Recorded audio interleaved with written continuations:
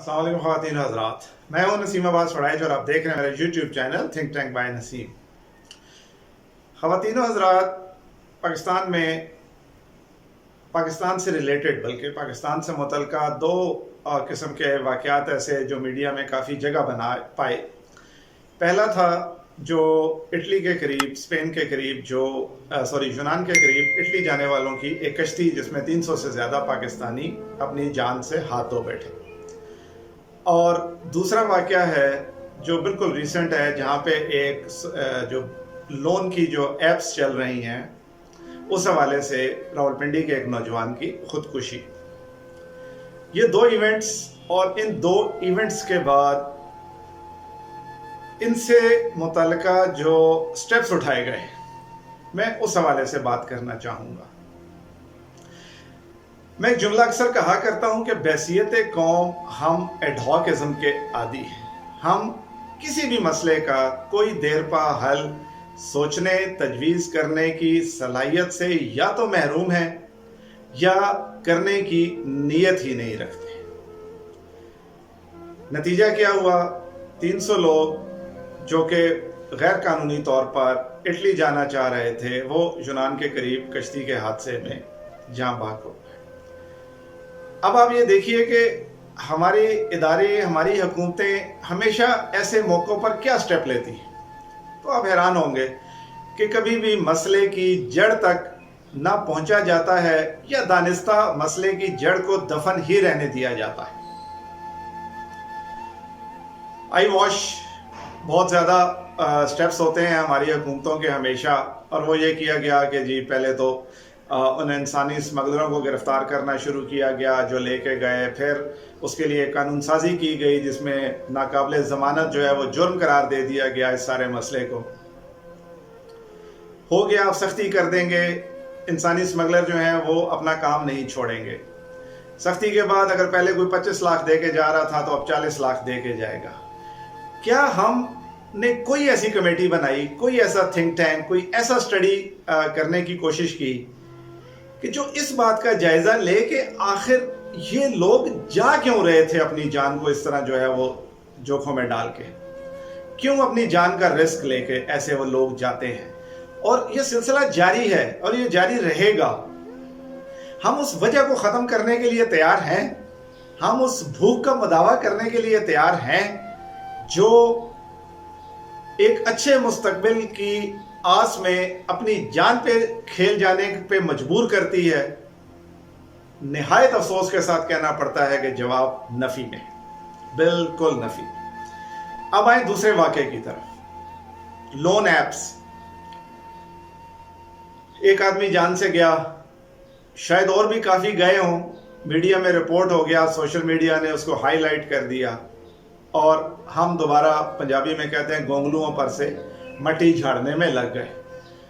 Apps को देखना शुरू कर दिया, कितनों को इजाज़त मिली है, कितनी गैर कानूनी है, फलां है, लोगों ने क्यों लोन लिया, एहसास नहीं करते, देखा नहीं, ये नहीं किया, वो नहीं किया, शराइत नहीं पड़ी। आपने 100 किस्म के यहाँ पे इस पे तजज़िये हो गए, इस पे प्रोग्राम्स हो गए, सब कुछ हो गया। जड़, मसले की जड़, एक सफ़ेद पोश कितना मजबूर हो जाता है कि जब वो उसको समझ नहीं आती कि वो कर्जा कहां से ले।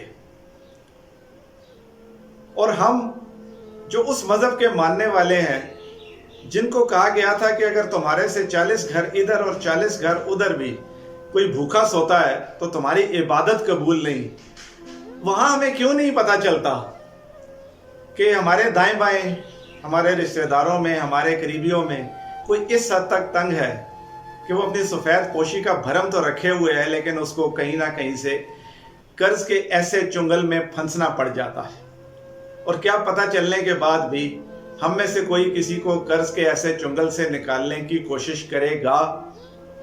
जवाब नफी में। हम ऐप्स के खिलाफ कार्रवाई कर लेंगे, आप ये लोन देना बंद कर देंगे, आप सब कुछ स्टेप्स ले लेंगे, लेकिन मसले की जड़ वो भूख, ये भूख है ना जो मजबूर कर देती है उस बंदे को कि वो एक ऐसे तरीके से कर्ज ले जहाँ पे उसकी सफ़ेद पोशी का भरम भी कायम रहे اور اس کا کچھ گزارا بھی چل جائے۔ یہ ہمارے معاشرے کے منہ پر ایک ایسے داغ کی مانند ہیں یہ رویے، اور ہماری حکومتوں کے ماتھے پر بھی ایک کلنک کا داغ ہے کہ ہم کسی بھی مسئلے کو اس کی جڑ تک پہنچ کے حل کرنے کی کوشش نہیں کرتے۔ ہمیں یہ سمجھنا اور سوچنا پڑے گا کہ آپ کی لوور مڈل کلاس اور مڈل کلاس کا نوجوان، دیہاتی نوجوان خصوصاً، وہ ایک اچھے مستقبل کو اپنے لیے، اس ملک میں ایک اچھے مستقبل کی کوئی امید نہیں رکھتا اپنے لیے۔ ایسی اپرچونٹیز اس کے پاس نہیں ہیں سوائے اس کے کہ وہ باہر چلا جائے، اور باہر جانے کے لیے وہ ہر جائز ناجائز طریقہ استعمال کر رہا ہے۔ ہمیں وہ راستے بند نہیں کرنے، ہمیں اس بھوک کو ختم کرنا ہے۔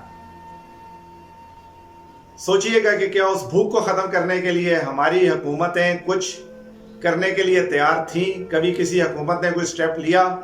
جواب نفی میں ہے۔ ہم لون ایپس بند کر دیں گے، لون ایپ تو نہیں ہوگا، لیکن ہمارے معاشرے میں یہ سودی کاروبار جو ہے تو بہت لوگ کر رہے ہیں۔ ایپ سے نہیں کریں گے تو ایسے تو گلی محلوں میں بھی موجود ہیں۔ وہ بھوک، وہ جو مڈل کلاس کا ایک آدمی ہے جو بیچارہ ایسے ہاتھ پھیلا کے باہر پیسہ نہیں مانگ سکتا، اس نے اپنے بچوں کو روٹی کھلانی ہے، وہ پھر کسی نہ کسی ایسے سود خور کے چنگل میں پھنسے گا، اس لیے کہ حکومتیں اس بھوک کا خاتمہ نہیں کر رہی۔ ضروریات زندگی کو اس لیول تک مہنگا کر دیا گیا ہے کہ پتہ نہیں کتنی خودکشیاں ہو چکی ہوں گی، کتنے لوگ اس چنگل میں پھنس رہے ہوں گے۔ کوئی خوشی سے جانتے بوجھتے ایسے چنگل میں نہیں پھنستا۔ خدا را کوئی ایسے تھنک ٹینکس بنائیں جو انسانی رویوں کے اوپر کچھ تحقیق کر کے، کوئی سٹڈیز کر کے آپ کو بتائیں کہ اس ملک میں انسان بستے ہیں۔ جناب وزیر اعظم، آپ کا درد دل کل ایک تقریر میں دیکھا جس میں آپ نے بتایا کہ کاٹن کو کتنی تکلیف ہوتی ہوگی جب وہ کپڑا بننے کے مرحلے میں ہوتی ہے۔ حضور، اس سے زیادہ زندہ انسانوں کو آپ کے ملک میں تکلیف ہوتی ہے جب وہ گنے کی مشین میں سے گزارے جاتے ہیں اور ان میں سے جوس نکالا جاتا ہے، ان کو نچوڑ دیا جاتا ہے، یہ ہر قدم پہ نچوڑے جاتے ہیں۔ ان انسانوں، ان غریب انسانوں کا کچھ سوچ لیں۔ آپ کی سیاستیں آپ چلتی رہیں گی، یہ اشرافیہ شاید اس ملک کے انسانوں کو نہ انسان سمجھتی ہے نہ کچھ۔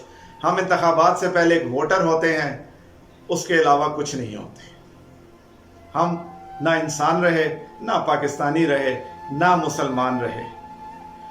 سوچئے گا ضرور، اور صرف یہی نہ سوچئے گا کہ اس بھوک کا ذمہ دار کون ہے اور اس بھوک کا خاتمہ کیسے ہوگا، یہ بھی سوچئے گا کہ آپ کے دائیں بائیں اس بھوک کا شکار اگر کوئی ہے تو کیا آپ بھی کچھ رول پلے کر سکتے ہیں ایسے لوگوں کو خودکشیوں سے بچانے کے لیے، ایسے لوگوں کو ڈنکی لگانے سے بچانے کے لیے، تاکہ ان کی بھوک کا مداوا یہیں پر ان کے گھروں کے پاس اپرچونٹیز دے کے ہو جائے۔ سوچئے گا ضرور، سوال ضرور اٹھائیے گا۔ سوال اٹھانا زندہ فرد کا حق ہے۔ اگلے ولاگ تک کے لیے اجازت دیجیے۔ اللہ تعالیٰ میرا، آپ کا، اس ملک کا، سب کا نگہبان ہو۔ اللہ حافظ۔